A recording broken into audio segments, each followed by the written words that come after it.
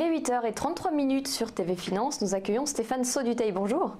Au menu de nos discussions, le CAC 40, qui étant en dessous des 5200 points, se trouve dans une zone plutôt fragile.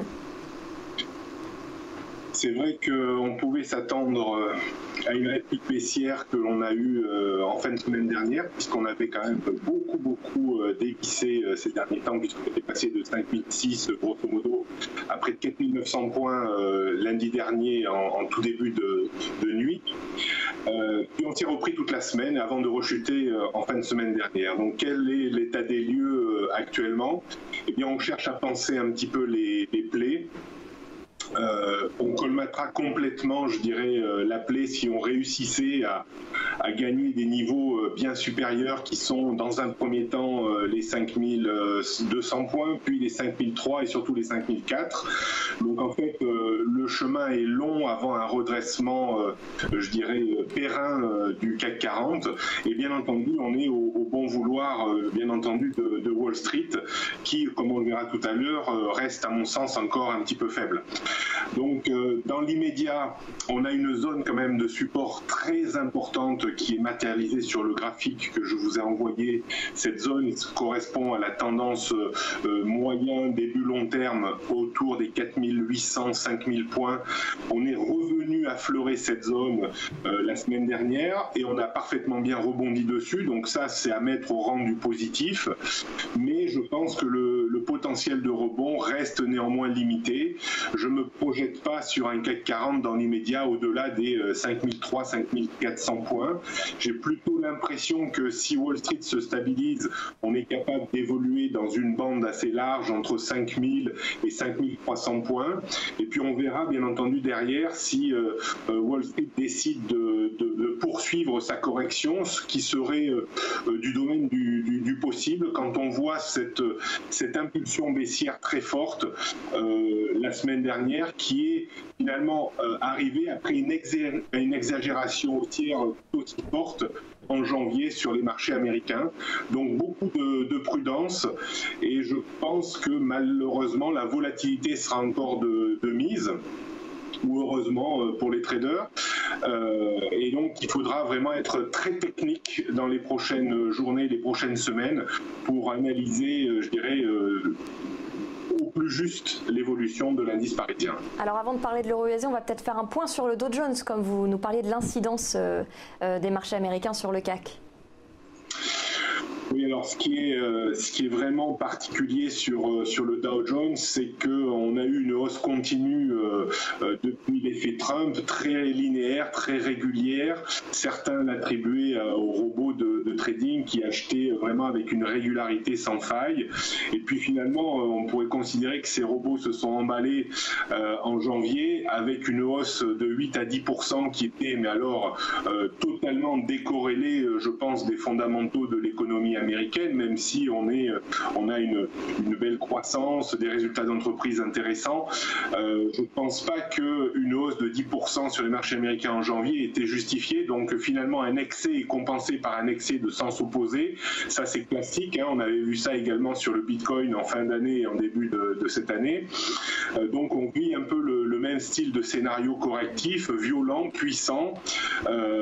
Et je pense qu'on a eu une première phase de baisse, même si on a eu une petite réplique, une mini réplique baissière vendredi dernier qui a été un peu gommée à la clôture des marchés américains.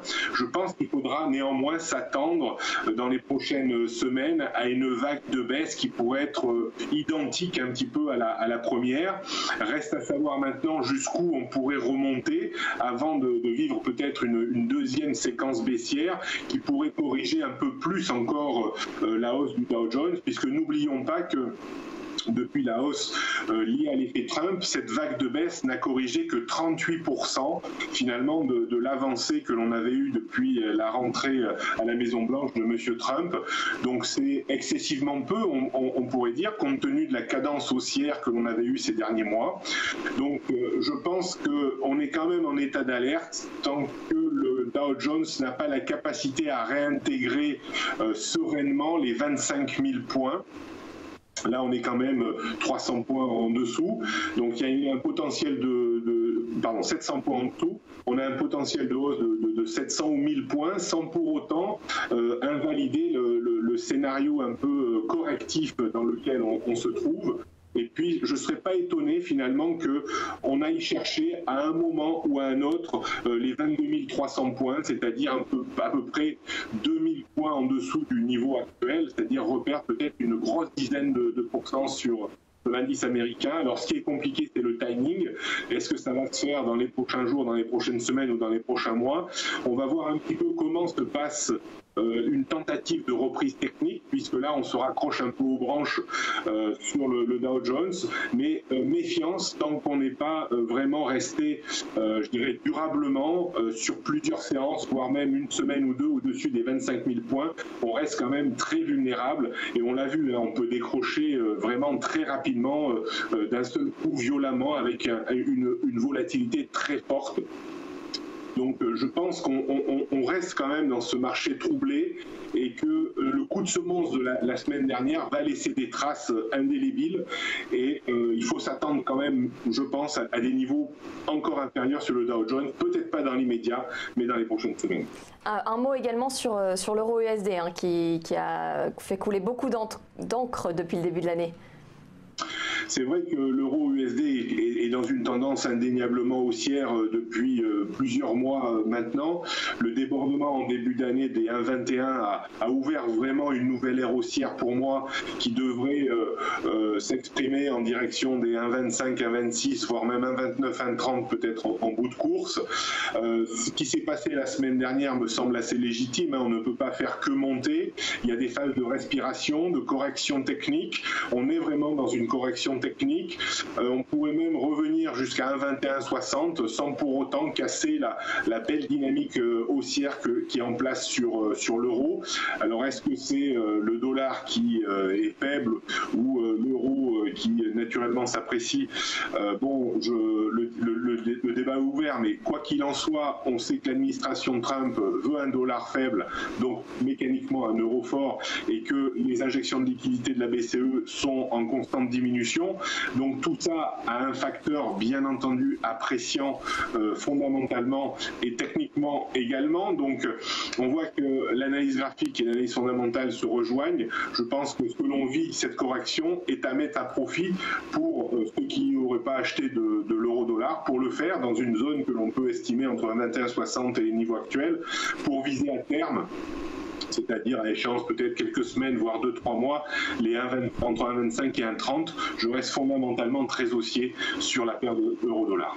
Et évidemment, les marchés américains ont entraîné toutes les autres places financières dans leur sillage la semaine dernière. Je le disais en entrée d'émission, la bourse de Tokyo a perdu 8% la semaine dernière. Le Nikkei mérite aussi qu'on s'inquiète un peu, selon vous, Stéphane. C'est vrai que la contamination est globale. Hein. On voit que on cherche toujours à dire que les marchés européens ou asiatiques sont à un moment décorrélés de la bourse américaine, mais chasser le naturel, il revient au galop. Hein. On est pieds et poings liés à ce qui se passe aux États-Unis. C'est malheureux, mais c'est comme ça et il faut en tenir compte. Donc on a baissé quasiment entre le récent point haut sur le Nikkei, quasiment de plus de 10-12%. C'est un choc également important. Ça va laisser des traces. Là, aujourd'hui, c'est jour férié, donc au Japon, donc il n'a pas eu la chance de se reprendre un peu dans le sillage des marchés américains en fin de semaine dernière.